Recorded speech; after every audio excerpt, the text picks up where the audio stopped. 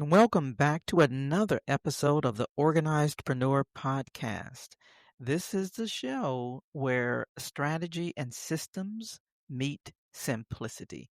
I'm your host, Aldreama Harper, podcast launch strategist and systems consultant.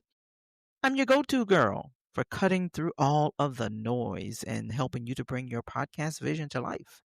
This is a very special episode because I'm going to be answering your questions that you submit to me. So if you have been to my virtual events or registered for any of my virtual events that I host, one which is a podcast masterclass, and the other one is a networking event. Today, you're going to get answers to the questions that you are submitted, so that you submit.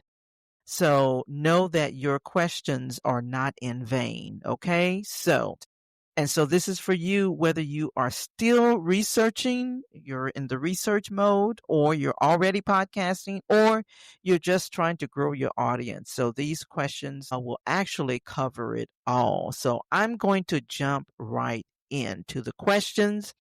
And the way I'm going to do this is that I'm going to kind of batch them into similar questions and then give you kind of like a breakdown, my quick answer so that this podcast is not too long.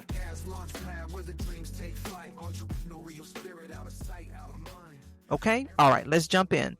So many of you ask the questions, how do I get started? What's the best equipment to get started? What platforms and formats should I use as a beginner? One is, I'm not sure if podcasting is for me. I just want to learn more. Okay. So this is for you, those of you who submitted those questions. So let me just break this down really, really simple so this podcast is not too long. Okay. So to start out, you really need to have a mission or your why, your message, and a plan. Okay. That's how I coach my clients to when they're launching their podcast. You need to know your message, have a mission, and a plan.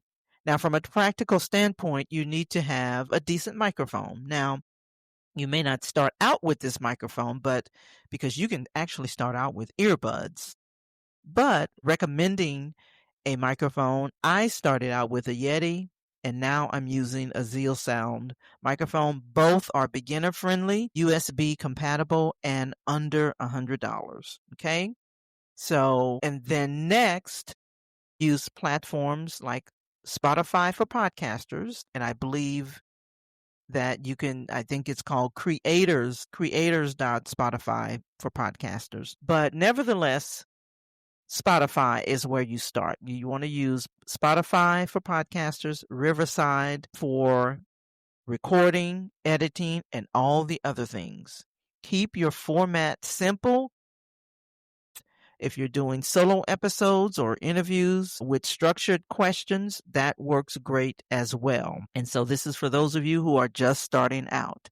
Now, if you're just exploring, that's okay too. And I would just say stay curious and go listen to some of the shows you admire and just take the small steps. Okay.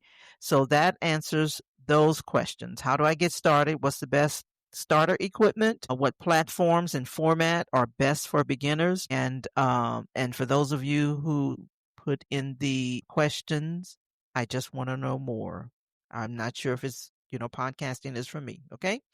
All right. Number 2, growing your audience. And this was a big one because growing your audience, is huge. And it's a question that I get all the time because that's what people are interested in. It's like, why would I even start a podcast if I can't grow my audience, especially if it's tied to if it's tied to your business, right? So here were the questions. How do I get more listeners? How do I build a community? How do I grow if my podcast isn't super niched? And how do I get noticed in such a saturated market? And such great questions. Okay. So this is all about growing your audience and getting noticed. So here's the truth. The market feels saturated.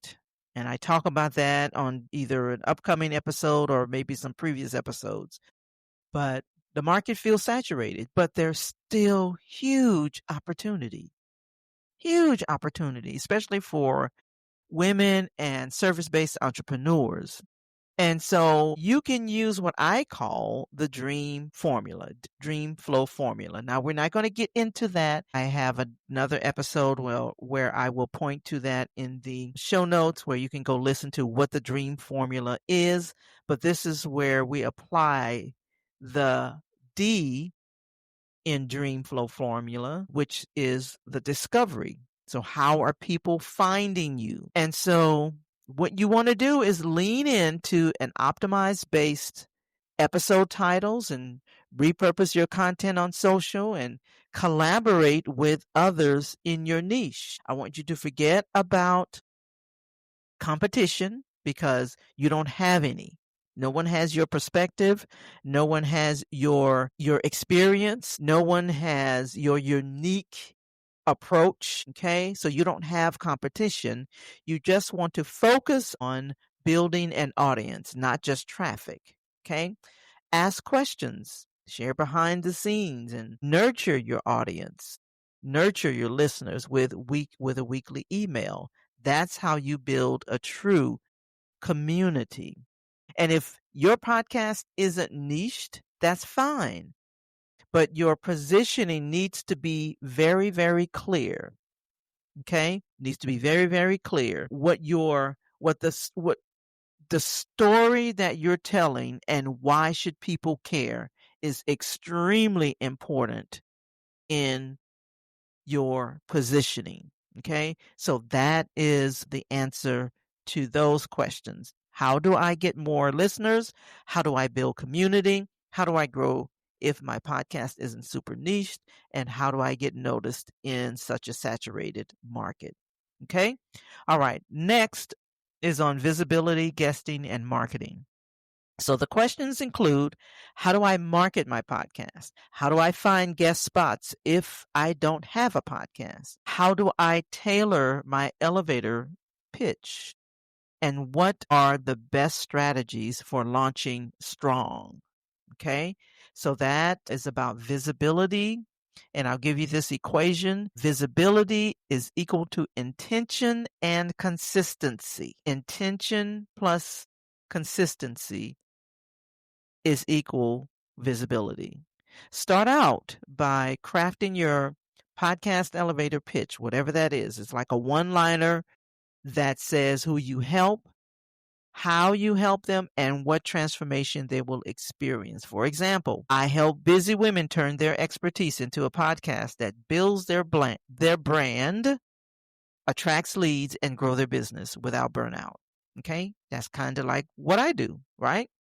So that answers that question. Now, for guesting, you want to start out by writing maybe a compelling pitch email. Don't just spam people and just say, how can I get on your podcast, right?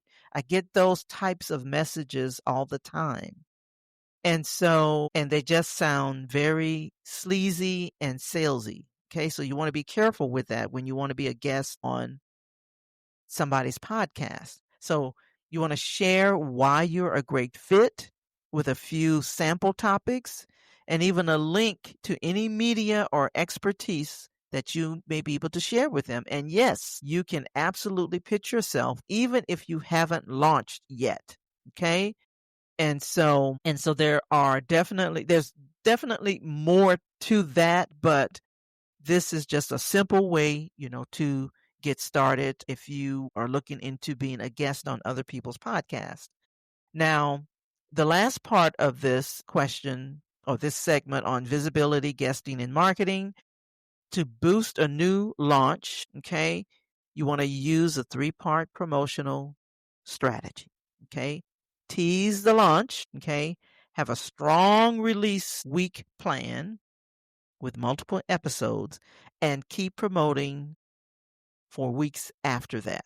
Okay. So you want to tease the launch. So you just want to let post out there, I'm launching a podcast, or maybe ask some type of question, or maybe you're in a group, a Facebook group, where you can kind of tease the launch, right? But also have a plan. You got to have a strong plan, because you want people to binge listen or binge watch your episodes. So you want to start out with multiple episodes, okay? And just keep the promo going for weeks after. Okay, so you want to use that strategy. All right, let me move on to monetizing and scaling. So here are the questions that I got regarding that. How do indie podcasters make money? So an indie podcaster is an independent podcaster, right? At what point should I think about monetizing? How do I get funding? How do I scale a business without burnout? How do I monetize audio dramas? Then trademarking and protecting your business. So these were like 6 questions in that category. Now, let me say this. So monetization is not a one size fit all. Okay. Here are 4 proven paths that I would recommend, okay, for monetization. Number 1, lead generation for your services. This is like my favorite one, right? Some kind of lead magnet or some type of lead generation strategy. If you want to know more about that, then jump on a call with me. The link will be in the show notes, okay? That's one of the things that I teach in terms of lead generation. Sponsorships or ads. When you have steady downloads, then you can look at more sponsorships or ads. Now, this is not my favorite. I don't even do sponsorships or ads. Okay. So you may want to connect with someone who does that for more on that, but that is a proven path. Okay. Number 3, affiliate marketing. And that can be promoted in different ways. So maybe it's a product that you use, which is what I recommend. If you use certain products, then see if they have affiliate links. For example, for me, I use Riverside. I talk about Riverside. It is my go-to platform, and so I have become an affiliate for that. So when I share a link with someone, it is my affiliate link for Riverside. And then selling your own offers. I can't say enough about that. That is the best, to me, proven path. Selling your own offers, your coaching, your courses, whatever it is that you offer. Okay. So now, for audio dramas, you can use platforms like Patreon or offer merch or even apply for creative grants. Now, since mine are not in that genre, I can't speak specifically to that, but those are just some platforms that you can use. Okay. You don't need to wait to monetize. I really want to make sure that you get that. If your show is aligned with your business, you can start from day one. All you have to do is just make sure your content is solving a problem. You have to be solving a problem for your ideal listener. Okay. And yes, I would recommend you protect your brand early. Trademark your podcast name and secure all of your matching domain handles. Okay. All you have to do is just go to the do a search for, how to trademark. Okay. All right. Next. So let me see. So that answers those questions on monetizing and scaling. Next question. How powerful is a woman's voice in podcasting? Well, let me just say this loud and clear. It is incredibly powerful. Okay. Women are reshaping industries, opening up conversations, and creating safe spaces through podcasting. Okay. This industry needs your voice. The podcasting industry needs your voice. It needs your leadership. It needs your story. And exactly as you are. So that's how powerful a woman's voice is, reshaping industries, opening up conversations, and creating safe places for women through podcasting. The other question was, what is the biggest challenge I have faced? So they asked me, my biggest challenge. So I will say for me, it was launching my first podcast without clarity. And then, if you've heard my story, I launched my first podcast and then I quit after 12 episodes. Why? Because I didn't have clarity. I didn't really have a system and I did not have a strategy. Okay. But I used that experience to build my framework. And now I help you who are listening to avoid those same mistakes.